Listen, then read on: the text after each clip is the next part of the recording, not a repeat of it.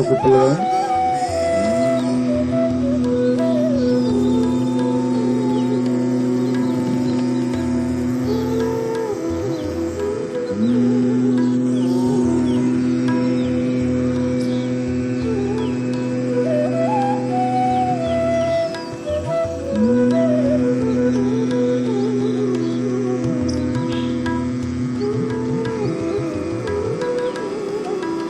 शरीर को विश्राम दें,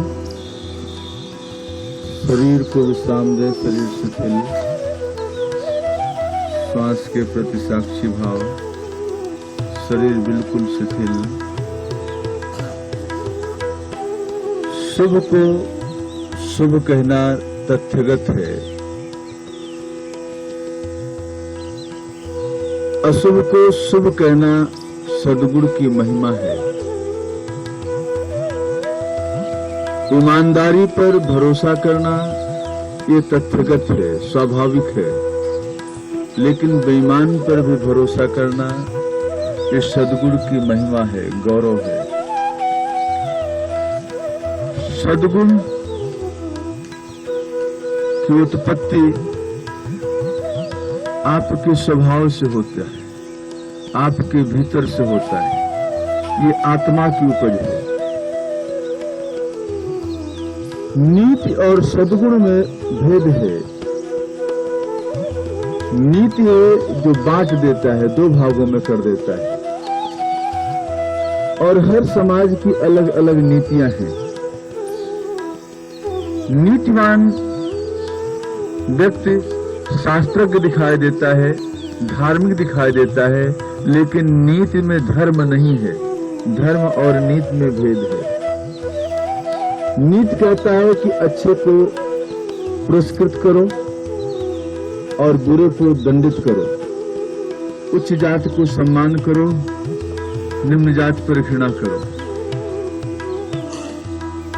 दो भागों में, जात में, धन में, पद में और ईमानदार में, चोर में, हम दो भागों में बांट देते हैं।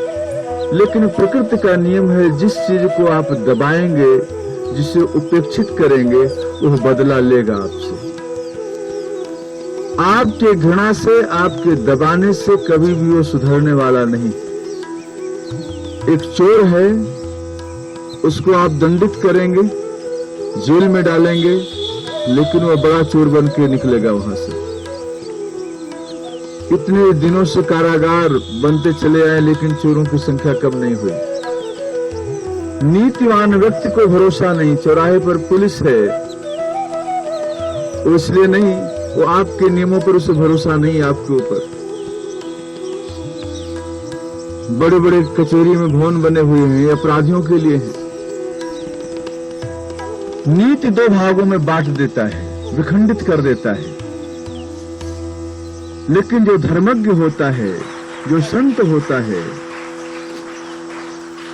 वो शुभ और अशुभ, जीवन और मृत्यु, हानि और लाभ दोनों से पार होता है। दोनों को सम दृष्टि से देखता है, सुख को भी, दुख को भी, अच्छे को भी, बुरे को भी।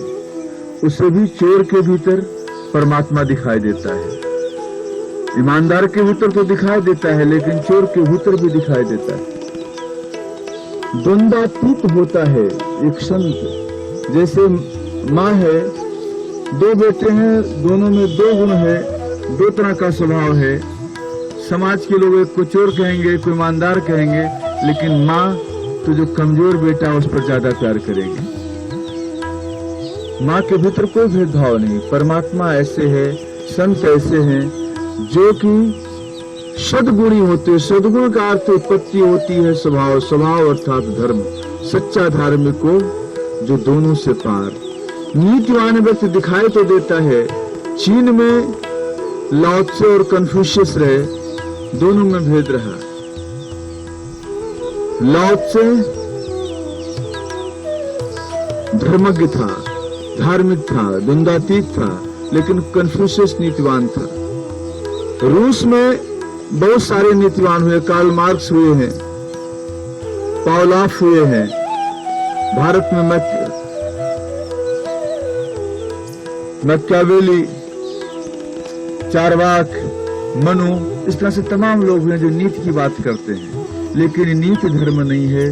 धर्म द्वंद्व से पार है, द्वैत से पार है, और संत अद्वैत होता है, वही जन का कल्याण करता है, जन के प्रति करुणा पैदा करता है।